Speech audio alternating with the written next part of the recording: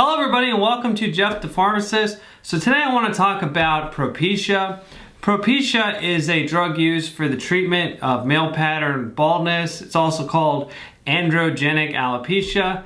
I'm your lovable host, Jeff. Is a sufferer. I admit it. I do suffer from androgenic alopecia. So I never looked in the mirror that much as a child, and I still don't, so it doesn't bother me that much, except that my brother decides from time to time to remind me. Thank you, Alex. So I wanted to kind of just talk about what Propecia does and how it works. So it's a 5-alpha reductase inhibitor. 5-alpha reductase takes testosterone in the blood and then in the tissues and converts it into DHT. So DHT is is similar to testosterone. It does a lot of the things that testosterone does. You know, testosterone is a chemical that kind of is responsible in a lot of ways for a man's maleness. So like testosterone helps men develop stronger muscles, deepens the voice. It's involved a lot in sex drive and everything else. DHT is involved in that as well. So inhibiting 5-alpha reductase reduces DHT, and the reason that causes hair growth is because there is receptors in the hair follicles for DHT. So DHT binds the hair follicles, causes them to miniaturize, eventually to shrink and disappear, and that's why men go bald. And so finasteride is there galloping to the rescue to help us. So is it a cure for baldness? No, it's more of a treatment, just like Rogaine is a treatment. It's not perfect. It doesn't restore your hair completely.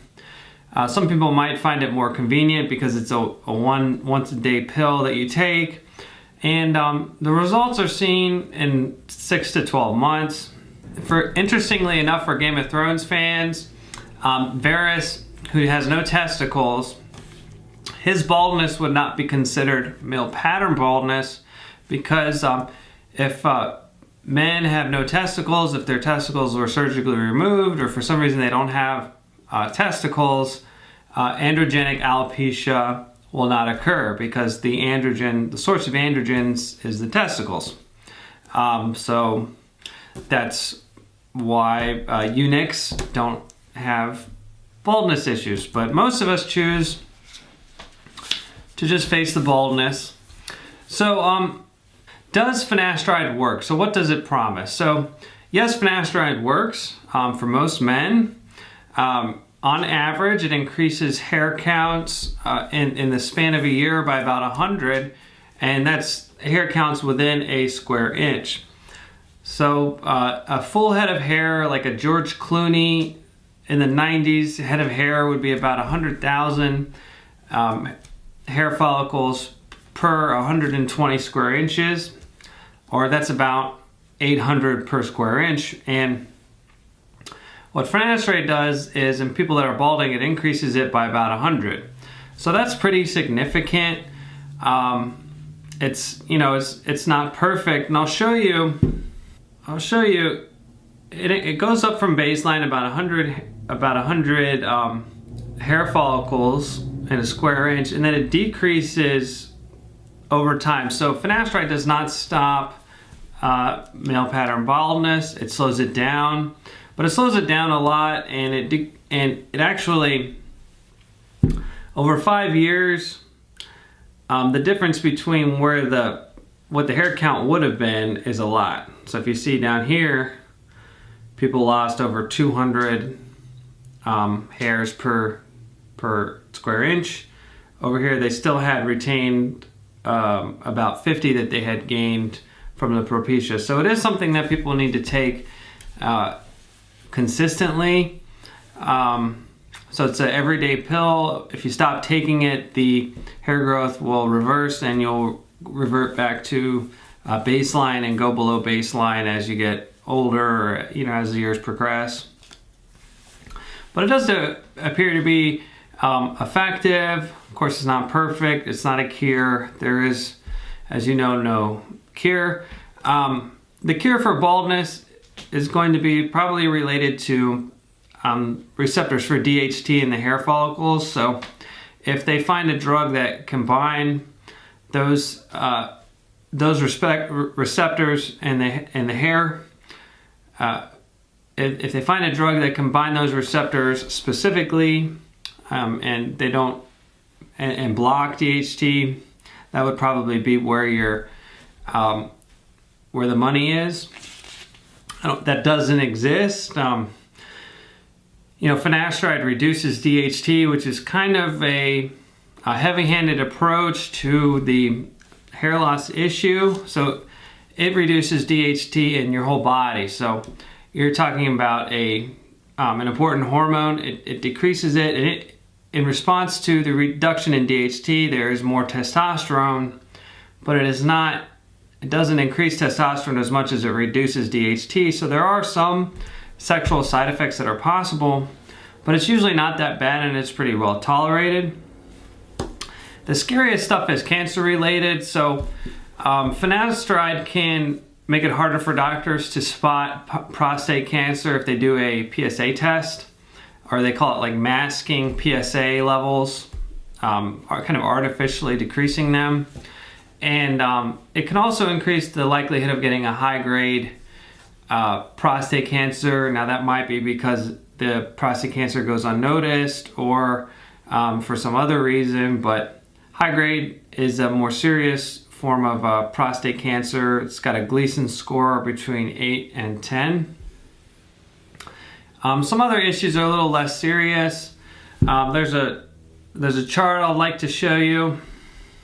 So it decreases libido in 1.8% of people compared to placebo, which is 1.3.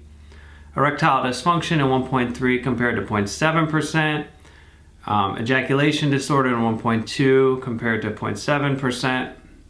And then people stopped it due to sexual side effects 1.2% of the time compared to 0.9% of the time.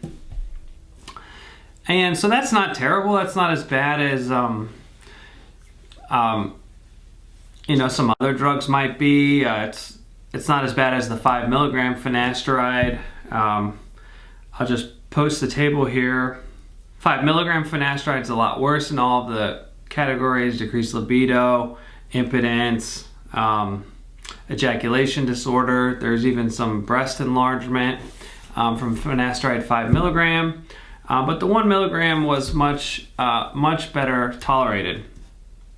Now, if you ask me, do I take it? I don't take finasteride simply because I have a pill phobia. I don't like to take pills. So it's kind of funny being a pharmacist, not liking to take pills, but I really don't like to take them. I don't want to take something every day. I just figure I'll go bald. I don't know, maybe I'll panic and start taking it or try it. I don't know, but I haven't yet. Another thing is cost related. You shouldn't be paying too much for finasteride 1 milligram, the generic. If you pay over $50, it's crazy considering today. I mean, I don't know, in the future it could go up. So I recommend you guys getting a discount card. I can point you towards one if you like. Just leave a comment. But I don't really have a specific one. I don't have like a specific one or anything. If you go to the pharmacy, the pharmacist should have a discount card that they can apply for you. But in this case, it looks like it provides a very significant savings. A few other things about finasteride are it's dangerous if childbearing women take it and get pregnant. It could cause birth defects. It doesn't help women get their hair back, so especially older women are very concerned about their hair. All women are, I guess, even guys too. But older women often are losing hair and they want to get it back. Finasteride doesn't help them. It doesn't help at all. So there's no reason for them to take it. That's why it's really only for men, because male pattern baldness is different than the female baldness. The way it works is different. So